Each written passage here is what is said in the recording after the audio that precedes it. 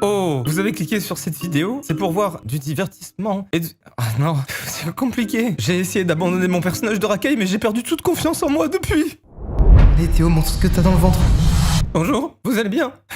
Yo l'équipe, comment ça va? Bienvenue dans cette nouvelle vidéo, prenez place. Vas-y, installe-toi, je te dis, t'es en train de baisser ton fut, t'es sur les chiottes, prends ton temps. Pose-toi, fais ta petite crotte. Oh, je sais que vous êtes plus de 90% à regarder nos vidéos en étant assis en train de faire caca. Fais caca, on te regarde. Et voilà. Messieurs, dames, aujourd'hui, si on se retrouve, c'est pour une vidéo anecdote. Très content, vous savez que c'est le format que je préfère faire sur la chaîne. Et si vous êtes un ancien, vous savez qu'à chaque fois dans ces vidéos, j'aime bien insérer une anecdote fausse. C'est-à-dire qu'il va y avoir genre 7 anecdotes, et parmi les 7, il va y en avoir une fausse. À vous, enquêteurs, inspecteurs de renom, de déceler laquelle est la fausse. Avant de commencer, voilà, j'ai un problème. Je crois que je doute de vos qualités d'inspecteur. Allez-vous être réellement assez bon? Moi, c'est la question que je me pose. Donc je vais vous demander de vous installer et d'être 100% honnête. Je vous présente Johnson, inspecteur de renom, plus charismatique que n'importe quelle personne, sans point faible. Trop fort. Est-ce que ce personnage vous ressemble ou alors êtes-vous plus du type de Martha? Mène une double vie, est à la fois inspectrice mais aussi femme d'affaires. Elle a résolu plus de 10 500 enquêtes à son actif. À vous de choisir votre personnage. Hop, attendez, j'ai une info de dernière minute. Ok. On me dit dans l'oreillette que vous n'avez pas besoin de faire de choix entre ces deux personnages. Apparemment, nous avons mis en place un système de scan. Nous allons scanner votre visage tout de suite. Ne vous inquiétez pas besoin de bouger. Que vous soyez sur téléphone, sur télé ou sur tablette, peu importe. Donc là, c'est ça l'inspecteur, vous êtes sûr? Non, parce que moi, en fait, je voulais des tueurs. Je voulais des gars qui résolvent des enquêtes et tout. Ils sont compétents, vous êtes sûr? Bon, alors, est-ce que vous êtes des bons inspecteurs? Bah, écoutez, on va voir ça, du coup, hein. Mais juste au cas où, pour confirmer, tous les bons inspecteurs, ils mettent un pouce bleu sur la vidéo et ils s'abonnent. Vous avez mis ou... Je force de fou, là. Allez, en branlant, c'est déjà trop long comme intro. Place aux anecdotes! Comme vous le savez pour ceux qui ont vu le vlog de mardi, j'ai pété ma voiture. Du coup, jeudi dernier, je l'emmène en réparation et pour rentrer chez moi, je prends une navette gratuite. Il y a ça en ce moment sur Angers, je connais pas, je me dis ah bah tiens, ça va chez moi, vas-y, let's go. Donc je rentre dedans tranquillement, je m'installe, on roule 5 minutes et en gros cette navette, elle fait des arrêts. À un arrêt, il y a une meuf qui rentre, qui vient me voir et qui me dit "Tu me reconnais?" Une meuf brune que je n'ai jamais vue. Enfin en tout cas, elle me dit rien et ça se passe comme ça genre "Ah, mais tu me reconnais pas Denis Brognard?" "Mais non, on est sortis ensemble en primaire." Denis Brognard. On est sortis ensemble en primaire. Qui es-tu? Je ne te connais pas. Je lui demande son prénom, elle me dit qu'elle s'appelle Caroline. Eh ben enchanté Caroline, c'est la première fois qu'on se rencontre. Sur le moment, je ne sais pas quoi dire, tu sais, je lui pose des questions, je lui dis t'as été à l'école primaire à Angers? Elle me dit non, je dis mais ok, parce que je suis pas d'Angers, je viens de Saint-Dizier, elle me fait oui, je sais, j'étais là-bas aussi. Et en fait, en discutant, j'avais une drôle de sensation, mais je me disais, tiens, c'est une abonnée ou c'est... Je comprenais pas. Je pensais qu'on me pranquait, dites-vous. Ça m'arrive des fois qu'il y a des gens qui me disent tu me reconnais pas, on a pris une photo il y a 2 ans, mais là... Et en clair, je lui dis bah écoute, désolé, je me souviens pas. Donc bah à toutes. Et la meuf insiste pas, elle va s'asseoir et c'est tout. Le trajet se passe, on se rapproche de plus en plus de chez moi et je me rends compte que la personne en question est toujours dans la navette. Donc je me dis c'est bizarre et je commence à stresser. Je me dis si ça se trouve c'est une personne trop bizarre et tout qui est en train de me suivre. Du coup ce que je fais c'est que je descends plus tôt. En fait je descends un arrêt avant chez moi. Et là comme par magie, qui descend en même temps que moi? Caroline. Donc là j'arrive à un stade où à tout moment je me retourne et je lui dis c'est quoi ton problème? Avant il y avait des notions de politesse et tout. Là je commence à rentrer dans un mood où je me dis si tu continues je te mets une patate. On est au centre-ville d'Angers mais un petit peu excentré. Donc ce que je fais c'est que je marche un petit peu et je rentre dans le premier magasin que je vois pour être sûr que la personne ne me suit pas. Je rentre dans le magasin et elle ne rentre pas. Donc je me dis ok c'est bon, elle a fait sa vie, elle est partie, je suis tranquille. Je ressors du magasin, elle est là. Donc petite sueur froide et plutôt que de continuer à faire ce jeu pendant 8 ans, qu'est-ce que je fais? Réponse A, je prends mon courage à deux mains et je vais lui parler. Ou réponse B, je rentre dans le magasin. Le temps est écoulé, c'est la réponse C. Je prends la fuite. Les gars j'ai marché et dès que j'ai pu j'ai tourné sur la droite, j'ai couru. Je l'ai semé et j'ai plus jamais eu de nouvelles de cette Caroline. Ça s'est passé il y a 3 jours. Cette anecdote est mignonne. Quand j'étais petit, très précisément au CE2, on faisait ce qu'on appelait des poésies. Je sais pas si ça se fait encore en primaire. Oh, ça y est, je deviens un boomer. Vous faites encore de la poésie en primaire? Vous êtes plus en primaire, vous. Mais vous savez, c'est ce truc de t'apprends une poésie par cœur, tu la récites au tableau, plus tu mets d'intonation, plus c'est clair, plus tu connais par cœur, meilleure ta note est. Et notre prof nous dit à ce moment-là, les enfants, pour avoir la note parfaite, il faut mettre de l'intention. Et moi, je sais pas ce qui me prend à ce moment-là, mais en gros, la comptine qu'on avait appris par cœur, enfin la poésie, c'était un truc avec un policier, enfin un agent de police et tout. Et ce jour-là, j'avais une casquette bleue. C'est à mon tour de passer à la poésie et je dis à la prof, attendez, est-ce que je peux aller chercher un objet dans le couloir? Parce qu'à l'époque, on mettait nos affaires dans le couloir. Du coup, je sors, j'étais un crack. Je prends ma casquette et mon blouson. Tout le monde se demande ce que je fais, j'arrive au tableau et en fait, je récite la poésie. Sauf que vous savez, les poésies, des fois, c'est des conversations entre deux personnages. En fait, je crois que c'était une fable. Et en clair, j'ai récité en incarnant les personnages. C'est-à-dire qu'en cours, j'ai fait ma poésie que je connaissais par cœur, j'ai mis l'intonation et tout. Et en plus de ça, je me suis mis à droite un des personnages et de l'autre côté, je faisais l'autre personnage avec la casquette et mon blouson sur l'épaule. La prof m'a mis un 20 et elle m'a dit qu'elle était choquée. Elle m'avait applaudi, la classe m'avait applaudi et tout. Pourquoi je vous raconte cette anecdote? Déjà parce que Craquito quoi, CE2, j'avais quoi, 8 ans. La vie de star déjà pour moi. Mais non mais c'est surtout que j'avais trop aimé faire ça. Et en fait, aujourd'hui, je fais exactement la même chose dans mes vidéos et c'est ce qui me permet de vivre au final. Dans toutes mes vidéos, je fais exactement la même chose. Avec le montage, on voit pas les moments où je fais ça comme ça. Mais en réalité, c'est exactement ce que je fais. Du coup, je trouve ça trop drôle de se dire que, littéralement, 16 ans plus tard, je fais exactement la même chose, sauf que cette fois-ci, je m'exprime devant des millions de personnes et j'en vis. Et je suis content de ça. Bon, cette anecdote, elle est bizarre, mais il faut que je vous en parle. Juste avant cette vidéo-là, j'ai tourné une vidéo qui sortira le jour où j'arrêterai YouTube, ou alors le jour où je mourrai.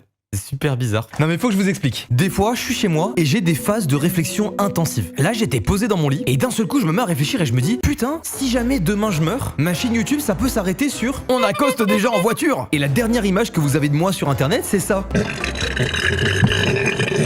Et je me dis mais c'est pas possible. La coupure est trop brutale. Donc, j'ai tourné une vidéo dans laquelle je dis plein de choses. Je parle de ma vie, je parle de choses que j'aime, de choses que j'aime pas, je parle de plein de choses, plein de ressentis, bref, je l'ai tournée. Personne n'est au courant de ça. Elle est sur mon PC. Donc si un jour je décide d'arrêter YouTube spontanément ou si un jour il m'arrive quelque chose, cette vidéo sortira et ça sera la dernière. Peu importe l'âge que j'ai, même si je continue YouTube dans 10 ans, c'est cette vidéo là qui sera la dernière. Attention, ça veut pas dire qu'il va m'arriver quelque chose, je suis en pleine santé. Laissez-moi vivre.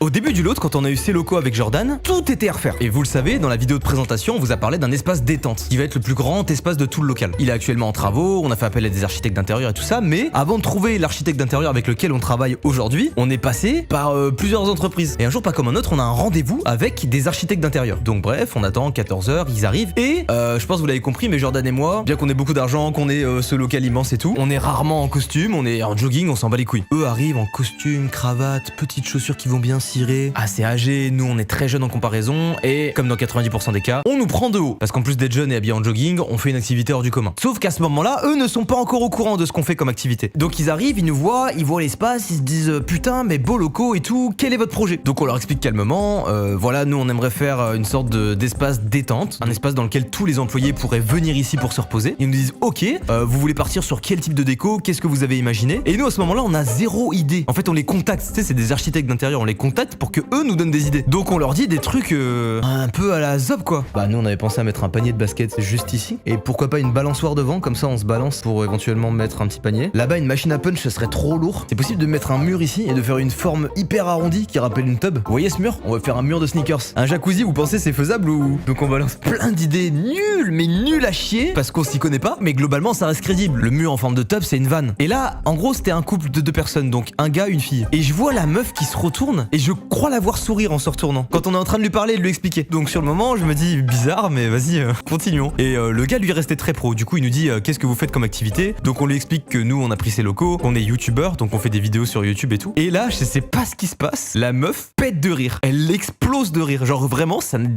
jamais vu. Je vous refais la scène. Donc nous on aurait bien imaginé ici un petit panier de baskets pour nos vidéos, ça serait super cool parce qu'on fait des vidéos sur internet, on est youtubeur. Et donc on fait des vidéos, on voudrait faire des vidéos chaque semaine. Et c'est si drôle que ça, c'est une blague aussi. Elle prend un fou rire aux larmes et tout et elle commence à lâcher des dingueries. Mais vraiment je crois que je n'ai jamais été aussi peu pris au sérieux. À tel point que j'ai envoyé un message à Jordan pendant son fou rire. Je pourrais pas retrouver le message, ça date vraiment d'il y a un moment. Mais je lui ai envoyé un truc du genre, c'est une blague ce qui se passe. Son collègue qui commence à pouffer de rire avec elle, ils étaient en larmes. Elle était à 2 doigts de se rouler par terre, elle avait mal au ventre et tout. Et elle a commencé à lâcher des... On va passer à la télé. Vous me positionnez dessus, madame. Et ça redevenait tellement comique que presque on avait envie de rire aussi, quoi. Tu sais, ça devient nerveux à force. Du coup, elle s'est calmée au bout d'un moment et elle a dit, je suis désolé, c'est la fin de journée, je suis en train de craquer. J'ai fait, ouais, j'ai cru comprendre. Et ça s'est conclu, cette histoire, où ils se sont excusés et ils nous ont dit, on va pas pouvoir travailler avec vous. Au revoir. Ils sont repartis. Ça a duré 30 minutes, mais c'était si long. Anecdote moins joyeuse, mais j'ai vu plusieurs personnes dire dans les commentaires, tu nous parles souvent de ta maman mais jamais de ton papa. Aujourd'hui c'est le cas. Quand j'étais tout petit, je devais avoir 2 ans, mes parents étaient déjà séparés. Du coup de temps en temps j'allais chez ma maman et ensuite j'allais chez mon papa. Oui trop mignon le papa et la maman. À ce moment-là, aucun souci pour moi de dormir tout seul, je suis un peu l'homme de la maison tu vois. Pourquoi est-ce que je dis ça? Parce qu'un jour je vais dormir chez mon père, donc ma mère me laisse sereinement et tout. Je reste plusieurs jours là-bas, puis je reviens chez ma mère. A priori tout va bien, ma mère à ce moment-là me prend, ne capte rien d'anormal et tout. Puis arrive le soir et je vais dormir dans mon lit. Ma mère éteint la lumière, ferme la porte et je me mets à hurler ma mère. Mais à hurler. Ma mère ouvre la porte, elle se dit qu'est-ce qui se passe et tout, et rien du tout. Juste, je me chie dessus. J'ai peur du noir. Alors qu'avant, je n'avais pas peur du noir. Du coup, ma mère s'interroge, elle se dit mais qu'est-ce qui se passe? Pourquoi? Et qu'est-ce qui s'est passé? Mais il y a eu une réelle enquête, il y a un inspecteur qui est venu et qui a dit ceci. Mais madame, tout est clair, votre fils a peur du noir. Mais je le sais qu'il a peur du noir, je vous appelle pour ça. On a eu le fin mot de l'histoire, et bah vous l'avez vu dans le titre. Mon père m'a oublié dans sa voiture toute une nuit. Fin de la vanne. J'arrive pas à comprendre comment c'est possible. Après ça va, ça aurait pu être pire, tu vois. D'un côté, il y a les pères qui t'oublient dans la voiture, et puis il y en a qui t'oublient toute une vie, quoi. De quoi? Ouais, mon père il combine les deux. En ce moment, il y a la fête foraine à Angers. Du coup, c'est trop lourd. La dernière fois, j'y vais avec ma copine. Et alors, il y a les attractions, il y a la pêche au canard et tout. Mais d'un côté, la pêche au canard, c'est trop petit pour toi. Et de l'autre, les attractions où tu fais des 360 et t'es secoué comme une pute dans tous les sens, très peu pour moi. Donc, je me retrouve dans l'entre-deux. Les jeux d'argent. Une machine à peluche, des trucs comme ça. De trucs de gnangnan, quoi. Moi, j'avais une addiction quand j'étais petit à la fête foraine qui n'a pas bougé. C'est ces attractions-là. Enfin, ces machines. Tu sais, c'est le truc où t'achètes des jetons, tu les mets dans les trucs, ça fait tomber, ça donne des jetons. Ouais, il est content les jetons. Avec les jetons, tu peux t'acheter une menthe à l'eau. Et ben, moi, je tombe là-dessus et je me dis, waouh, c'était trop bien à l'époque, viens on fait ça. Du coup avec ma copine on arrive, bonjour, on voudrait des jetons, 20 €, ok. Les jetons qui tombent. Et on commence à jouer avec cette machine. On joue, et les gars, on gagne tellement de pièces, tellement de jetons, des trucs spéciaux et tout, que dans ma tête, pendant l'espace d'une bonne minute, je me dis, putain, on va repartir avec une bête d'objets. Genre, comme dans les reportages, les gosses qui repartent avec des motos dans ce truc-là. Là, vraiment, je vous jure, on avait ça de jetons. Je mettais dans mes poches, j'avais plus de place dans mes poches, toutes les poches de mon manteau. Il y a 6 poches. Bah, remplir les 6 poches. Et pris d'un élan de folie, je repaye. Et je dis, 20 € encore. Donnez-moi des jetons! J'ai mis une patate comme ça. Il me donne les jetons, il m'en remet même un bonus. Il me dit, allez mon gamin, fais-toi plaisir. Je fais, waouh, la dinguerie! J'y retourne et ça retombe. On a plein de jetons. Je me dis, écoute, c'est bon, on achète une maison. Dans ma tête, je me disais, on lui ramène tous nos gains là. On repart avec l'attraction entière. Donc je commençais à me préparer psychologiquement. Je me disais, putain, mais j'ai pas le permis poids lourd. Est-ce que la caravane tient dans mon jardin? Je reviens tout fièrement avec mon pot. Les gens m'acclament sur le côté. What the fuck, man? What the fuck? I'm a god! Je fais arrête, ta gueule, laisse-moi savourer ma victoire en silence, putain. Gifle du revers. Je ramène mes jetons et le gars il compte les gains. 100, 200, 300, 400, 1000, 2000, 4000, 5000, 30 000, 50 000. T'as 50 000 points. Félicitations. Wouhou. Moi je suis là. Wouhou. Les gens autour. Wouhou.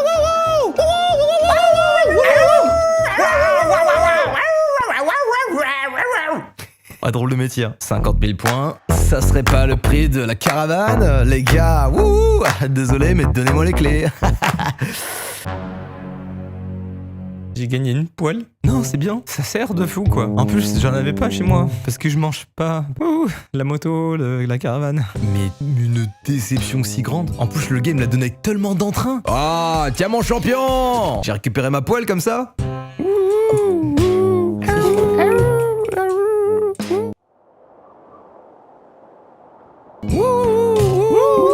Et le plus gênant là-dedans, c'est qu'au final, bah, on venait d'arriver à la fête foraine. Du coup, tout le restant du temps où on est resté là-bas, bah, j'avais une poêle à la main. Top ça, dis donc. Arrêtez de complexer parce que j'ai trop de style pour vous. Dernière anecdote, je le rappelle, parmi toutes les anecdotes que vous avez entendues, peut-être que la fausse a été citée, ou alors c'est peut-être celle-ci qui n'est pas vraie, celle que je vais vous raconter. Chers inspecteurs, chères inspectrices, voici la dernière anecdote. Il y a quelqu'un au lot. Bon et vous savez quoi, je vous le dis, celle-ci elle est réelle. J'en ai pas parlé aux gars, mais ça les concerne. Il y a un mystère au lot que personne n'arrive à résoudre. Je vais vous dire la vérité, on a 3 chiottes. Il y a les chiottes qui sont juste en face de la porte du studio de Jordan et moi. Il y a des chiottes qui donnent sur l'espace détente, et il y a des chiottes qui donnent sur l'open space, là où il y a les monteurs. Les chiottes du côté de Jordan et moi sont nickel. Mais les 2 autres chiottes...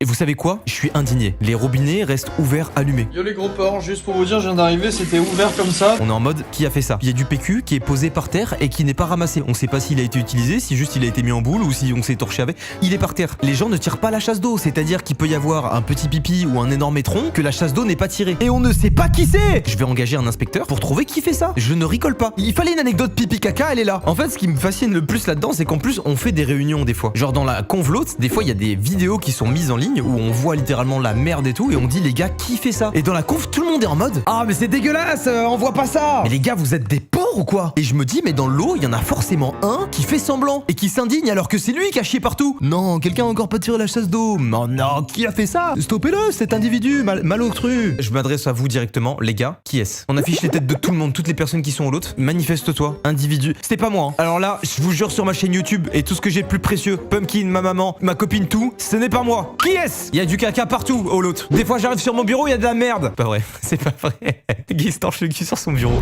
Bon, messieurs, dames, merci à tous d'avoir regardé cette vidéo. J'espère qu'elle vous a plu. Je me suis livré encore une fois. Je vous ai raconté plein de petites anecdotes. Vous avez peut-être envie de savoir laquelle est la fausse parmi toutes celles que je vous ai racontées. Eh bien, écoutez, vous savez quoi? L'anecdote fausse était la toute première, la personne qui m'a suivi dans la rue. Mais elle aurait pu être vraie parce que je me suis un peu inspiré de choses qui me sont arrivées dans la vraie vie. Ceci dit, ce n'est jamais arrivé. Je ne prends pas la navette. Je prends toujours ma voiture. Je l'ai pas encore emmenée en réparation parce que je suis un glandeur. Si la vidéo vous a plu, je vous invite à laisser un petit pouce bleu, à vous abonner. Vous connaissez la chanson, mais bon, ne sait-on jamais, on la répète tous ensemble. Le petit pouce bleu et non, il y a pas de musique. Vous pouvez également activer la cloche, on sait jamais, et puis être attentif chaque samedi et chaque mardi, sauf les jours où j'ai la flemme de sortir des vidéos. Sur ce, il est maintenant temps pour moi d'y aller. Je vous fais à tous plein de bisous. Je vous souhaite de passer un excellent week-end, enfin une fin de week-end. Et regardez, je me rapproche de la caméra, comme ça vous voyez toutes mes imperfections et vous voyez à quel point la caméra est de qualité aussi. Allez l'équipe, pas de nanani, nanana, je coupe la cam, des bisous.